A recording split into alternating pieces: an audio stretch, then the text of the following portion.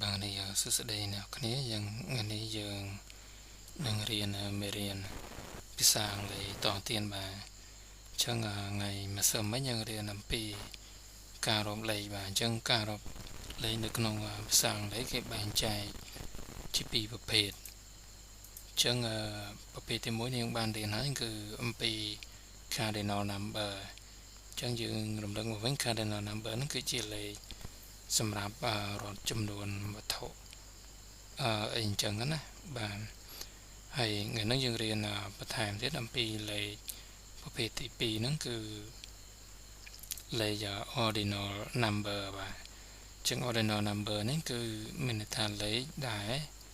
สำหรับรถระบบนั้นจีลำดับอย่างนั้นนะบางต่อเลยยังจับได้มาลำอัดเมเรียนนั้นต่อออกนี้บางchẳng thì mỗi what are ordinal numbers ta ở vậy tới cứ chỉ ordinal number được gọi ta vậy tới chỉ lấy lồng đạp nằng mà chẳng definition chẳng đi chia dùng mình ấy ordinal numbers indicate the rank position or order of an item within a set or sequence. They answer the question, which one? Example, which floor is your office on? The third floor. Chẳng chỉ để dùng mình ấy mà ta ordinal number nó cứ rồi gọi là lầm đàm nó cứ dân pra đầm bày bằng hai nhầm phí trong nàn thân á bà nhầm nàn thân á thì tángหรือก็ลมดับนะลมดับรบบวัตถุนามวยในขนมสำนมมาขนมสำนมหรือก็ลักษณะจีลมดับลำดอยนามวยบ้าง They answer the question จังordinal number นี่พิจารณาเกี่ยปราดใบฉลายสำนวนนะฉลายสำนวนจมวยสำนวน which one นั่งมาวิชมอนั่งเมียนในท่าตามวยนาอย่างนั้นนะบางไออุตหะนะ example which floor is your office on จำในท่าตากายาลายระบอนเนี้ยสถานในจวนที่ประมาณได้มาจะยังฉลายหมวยยังฉลาย the third floor มาจน the third floor นั้นท่าในจวนที่ใบจังเสริมนั่นคือเชีย ordinal number จังยังปลาพิจารณาฉลายสำนวนจมูกวิกหนึ่งบาไออุตหะท้าย examples จังปี ordinal เลย ordinal number นั้นคือเปลี่ยนโดยเปลี่ยนปี first second third fourth tenth 21st 100 บาจัง first เป็นในท่าที่หมวย second ที่ปี thirdที่ใบ fourth ที่บุญ ten ที่ดอม 21st ที่มาไปมวย100ที่มาโรย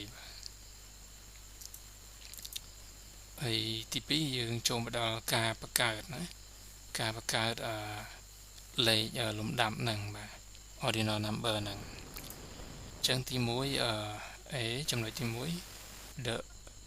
the irregular first three memorize this มาchúng ta bịเลยนะเลยใบตะบองเกนั่งvìปลายปลูนะจังปลายปลูเขาเกจังผู้ยังthờiจำเลยตั้งเดียชบานบานแล้ว these are the most common and irregular and must be memorized จังเลยต้องใบนี้จีตูเตอร์นะจิตูเตอร์พิจารณาปลายปลูเขาเก็บให้จังยังเตอร์จงจำเลยตั้งใบหนึ่งจึงมีในโมเดลจีoneคือมอจี ordinal number จี first มาจัง first ยังไอใส่เลขโมยังทำ st ไปเลยเลขโมยังเทแล้วนะบางหรือยังเซนจังกับบ้านนะจังมีในทัศตีมวยที่ปีtwo คือ mouse scan ยังไอใส่จังบานได้ที่ปี ទី3គឺ 3 មកទៅជា cert បាទអញ្ចឹង cert ទី3បន្តមកទៀតB គឺ the general rule at TA បាទអញ្ចឹងតាមច្បាប់ជាទូទៅនៅក្នុងordinal number គឺលេខលំដាប់ហ្នឹងលេខភាគច្រើនគេបន្ថែម th នៅខាងចុងបាទឥឡូវយើងមើលឧទាហរណ៍លេខ4បើចឹងដូចលេខ4នេះ for យើងថែម th ខាងចុងមកជា ordinal number ហ្នឹងដូចជាពាក្យ 5 នេះមកជា fifth បាទជា fifth យើងថែម th ហើយដល់ពាក្យ 6 ទី6យើងថែម th ហ្នឹងមកហើយទី7 seventh ជាង 7 យើងមកជាលេខលំដាប់យើងថែម th ហ្នឹងមកហើយលេខ8 8យើងថែម th ហ្នឹងមកបាទហើយទី9 9ឡើងនេះយើងទៅលុប e ចោលយើងថែម th ហ្នឹងមកបាទដល់ទី10 10 10យើងថែម th ហ្នឹងមកបាទដល់ 11 11យើងមកលេខលំដាប់គឺ 11មកយើងថែម th ហ្នឹងដែរបាទដល់ 12 12នេះយើងទៅលុប ve នេះចោលហើយយើងដូរដាក់អក្សរ f វិញអញ្ចឹងទៅជា 12 th បាទទី13 13ទៅជា 13th បាទ 13th ទី13បាទលេខ14យើងលេខ14មកទី14គឺ 14th ដល់ 15យើងមកលេខ ordinal number យើងថែម th មកបានហើយបាទដល់ 16គឺលេខ16យើងមក ordinal number យើងថែម th ដែរមកលេខ17 17ដូចជា 17th ថែម th នឹងដែរបាទទី17ដល់18 18មកដល់ ordinal number យើងថែម th មកបានហើយដល់19 19យើងមកជា ordinal number ជា 19th តែបញ្ចប់ដោយ th បាទចំពាក្យភាគច្រើនគឺបញ្ចប់ដោយ th បាទមកដល់លេខ100 100ចឹងមកដល់ ordinal number ទៅជា100យើងថែម th នៅខាងចុងនឹងដែរបាទដល់លេខ1000 1000បាទ1000គឺមកជាលេខ ordinal number យើងថែម th នៅខាងចុងនឹងដែរបាទចឹងមានថាទី1000ឥឡូវយើងចាប់ចំណុចហ្នឹងហើយឥឡូវយើងចូលមកដល់ចំណុចទី3ទៀតគឺ numbers ending in y change to ieth បាទចឹងលេខដែលបញ្ចប់ដោយអក្សរ y ចឹងពេលដែលផ្លាស់ប្ដូរមកជា ordinal number លេខលំដាប់វិញយើងលុបអក្សរ y ហ្នឹងយើងថែម ieth វិញចុះឥឡូវយើងមើលឧទាហរណ៍ដូចជាពាក្យ20បាទចឹង20ទី20បាទចឹង20យើងលុបអក្សរ y ថែម ieth មកទៅជា ordinal number គឺទី20បាទដល់ពាក្យ30នេះគឺយើងលុប y ដែរមកថែម ieth ហ្នឹងមក50បាទ50យើងលុបអក្សរ y ដែរដាក់ ieth ហ្នឹងមកចឹងទី50ដល់ទី90 90យើងលុបដូចគ្នានឹងមកហើយយើងថែម ieth ហ្នឹងមកបាទដល់ទីចំណុច D នេះគឺ compound ordinal numbers ចឹងការលេខលំដាប់ហ្នឹងផ្សំចូលគ្នាបាទលេខលំដាប់នោះគឺផ្សំចូលគ្នាចឹងកន្លែងនេះយើងត្រូវចាំដែរដូចជា when dealing with numbers composed of multiple words like 21 153 only the last part of the number take the ordinal form ចឹងមានន័យថានៅពេលដែលយើងនិយាយអំពីលេខណាលេខដែលផ្សំណា compose នេះមានន័យថាផ្សំពីពាក្យ សំពីពាក្យច្រើនចូលគ្នាឥឡូវដូចឧទាហរណ៍ដូចជា like ដូចជា21ចឹង21ចាប់ពីលេខ21ទៅមកដល់153បាទ153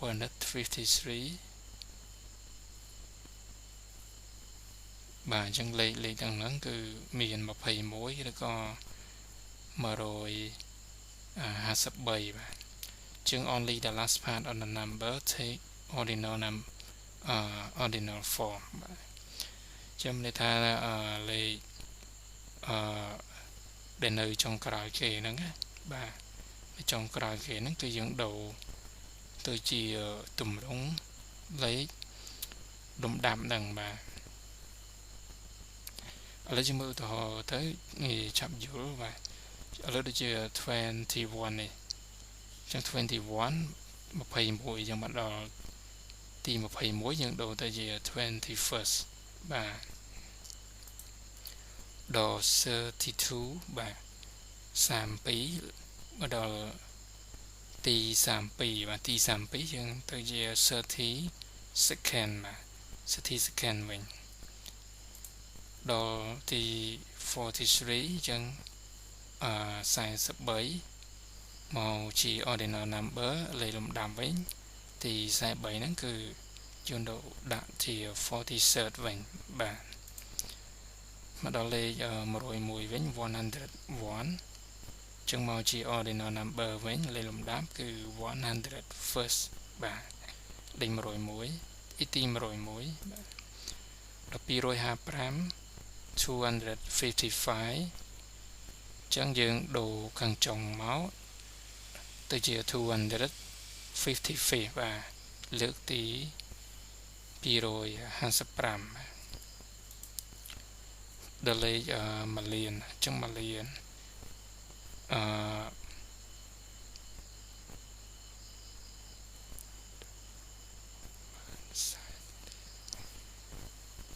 ចឹង1លាន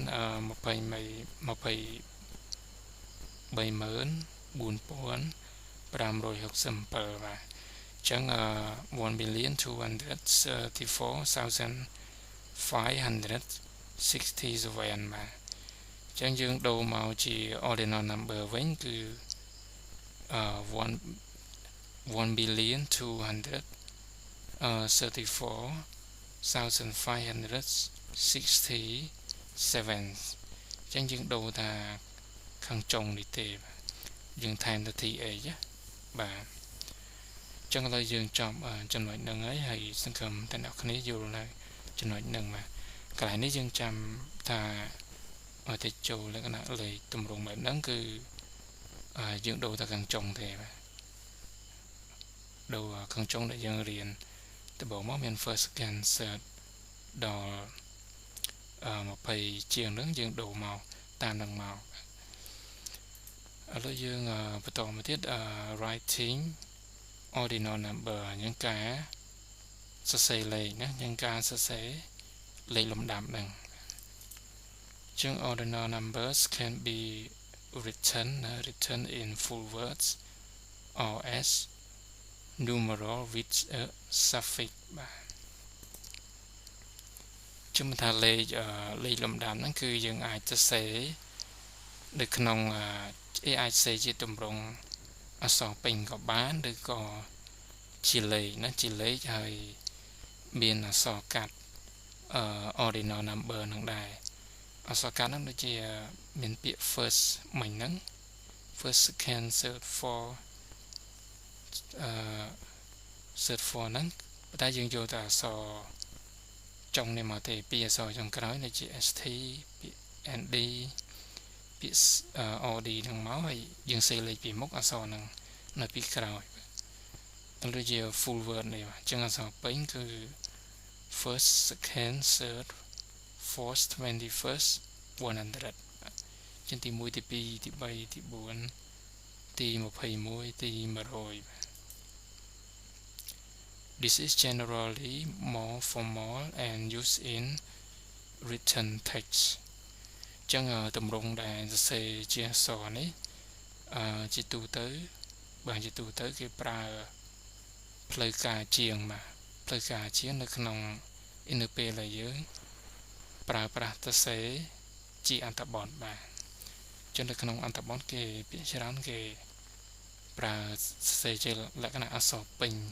chieng mà numeral with suffix to form the suffix take the last two words of the full ordinal words trong mình ta lấy là cái pra cho mùi ordinal number នេះគឺមានអក្សរដែលបញ្ចប់នៅខាងចុងបាទអញ្ចឹងដូចខ្ញុំបញ្យល់មុនហ្នឹងអញ្ចឹងដូចជាពាក្យទី1អញ្ចឹងទី1 first អញ្ចឹងបើយើងសេតម្រងគឺយើងសេលេខមកហើយយើងបូកនឹងពាក្យ st អក្សរចុងក្រោយហ្នឹងណាបាទដូចជាទី2 second នេះយើងសេលេខ2មកយើងពាក្យ nd ខាងចុងហ្នឹងមកទី3 third ទី3យើងសេលេខ3មកយើងដាក់ od ខាងចុងហ្នឹងមកដល់ទី4នេះfourth អញ្ចឹងយើងសេលេខ4មកហើយយើងទៅសេ th ហ្នឹងមកប៉ុន្តែនៅពេលដែលយើងរៀនភាសាអង់គ្លេសជាទូទៅលេខនេះគេទៅសេអក្សរដែលពីរក្រោយនេះគេទៅសេនៅពីលើលេខនឹងហ្មងតែនេះដោយសារជានៅក្នុង PowerPoint ខ្ញុំធ្វើអត់បានអញ្ចឹងកន្លែងហ្នឹងសង្ឃឹមតែអ្នកនរគ្នាអាចយល់បានឥឡូវដូចជាទី21នេះ 21st ចឹងយើងសេលេខ21នោះមកហើយបញ្ចប់ដោយ st ហើយ st នេះសេពីលើលេខ21ហ្នឹងក៏បានសេបែបហ្នឹងក៏បានដល់ទី32គឺ 30 second បាទ30 second ទី32ដល់103គឺ100 third គឺយើងសេលេខ103មកសេសអឌីនៅខាងចុងហ្នឹងមក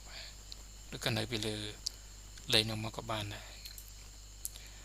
important note បាទអញ្ចឹង important note ជាងយើងទៅជាកន្លែងកំណត់ចំណាំដែលសំខាន់បាទអញ្ចឹង11 12 13បាទជាងទី11ទីលេខទី11ទី12ទី13នេះ these are special cases បាទជាងលេខទាំងនេះគឺជាករណីពិសេសបាទ despite ending in 1 2 or 3 they stay till th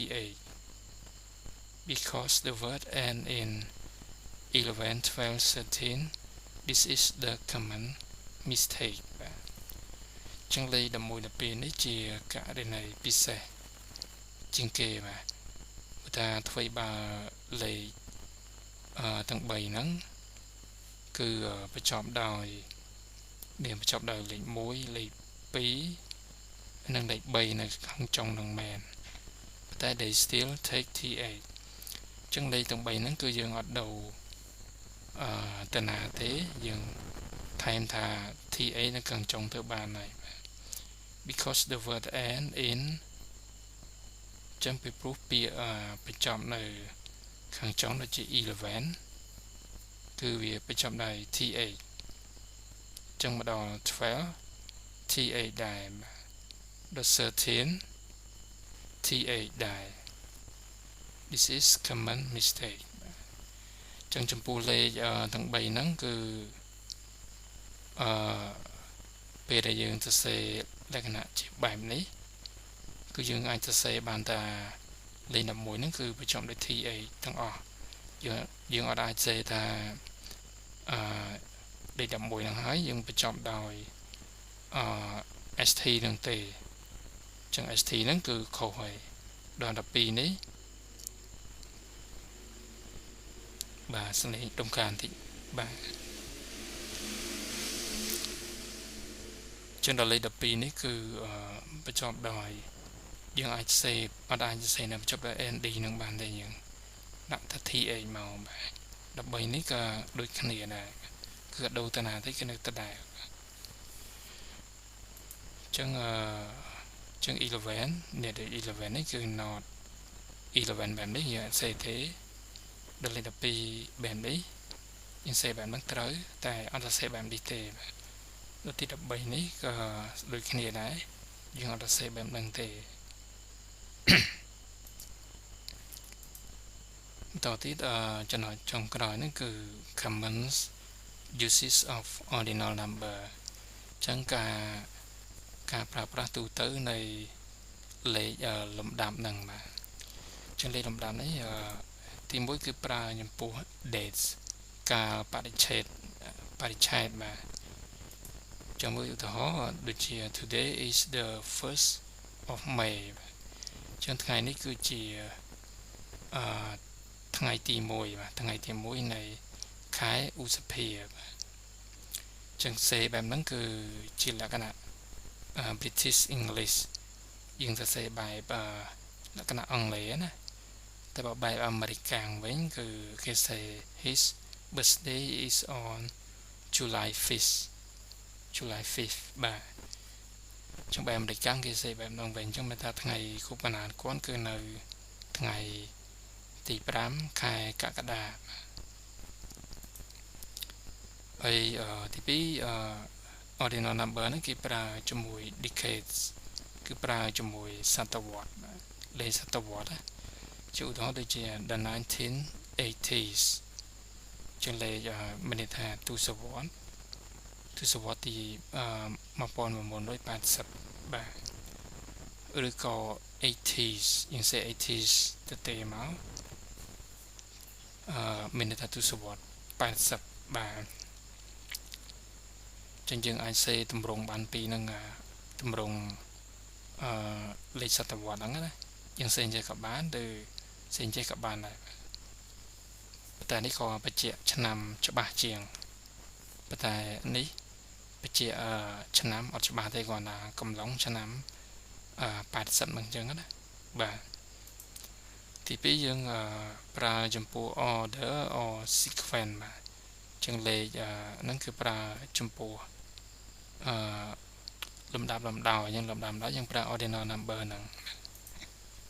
ឧទាហរណ៍ដូចជា he was the first person in line ចាំថាគាត់គឺជាមនុស្សណាជាមនុស្សទី1ដែលមកជួរនឹងមុនគេទៅទៀត this is my third attempt ចឹងនេះគឺជាការប៉ុនប៉ងលើកទី3របស់ខ្ញុំហើយទៅទៀតយើងទី3គឺយើងប្រើជាមួយ floor in a building គឺប្រើសម្រាប់ថ្នាក់ជាន់នៅក្នុងអគារណាបាទជាឧទាហរណ៍ដូចជា my office is on the 10th floor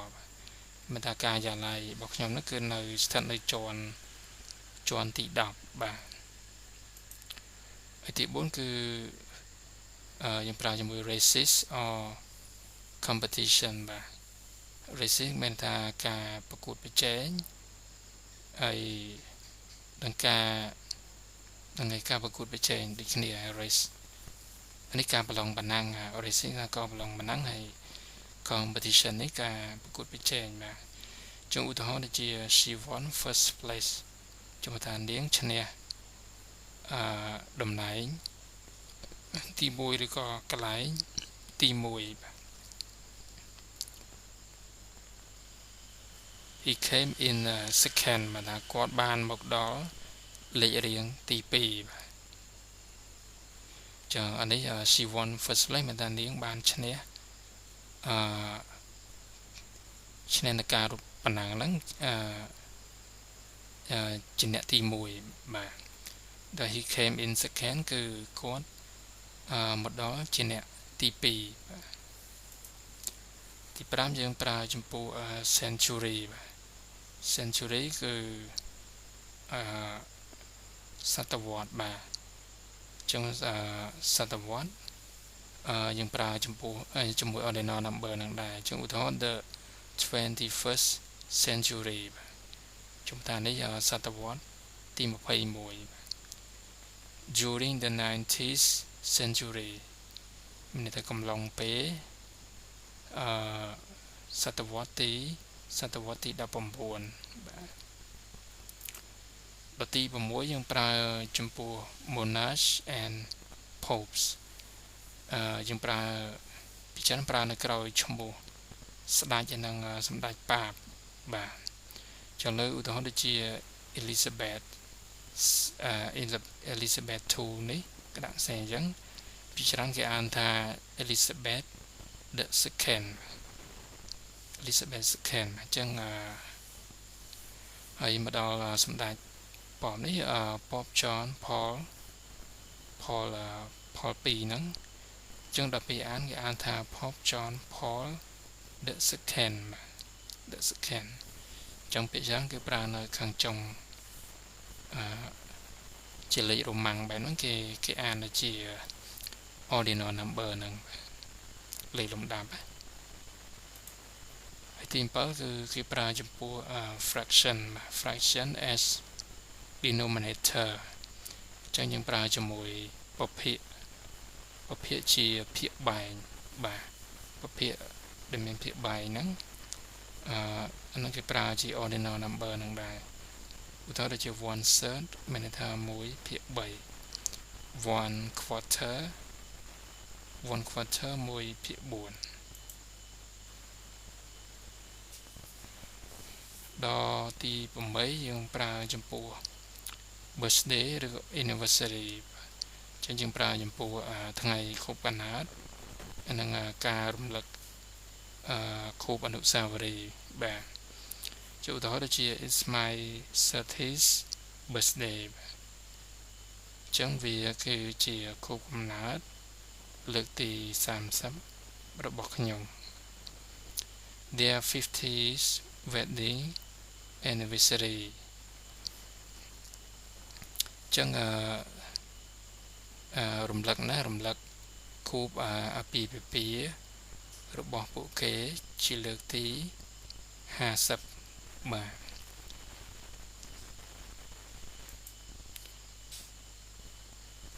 ចឹងចំពោះការប្រើប្រាស់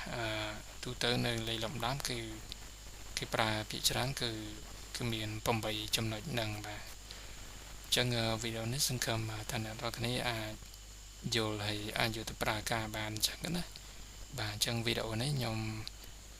បញ្ចូលជូនអ្នកនរគ្នាក៏មានប៉ុណ្្នឹងបាទអញ្ចឹងសូមជម្រាបលាអ្នកនរគ្នាបាទ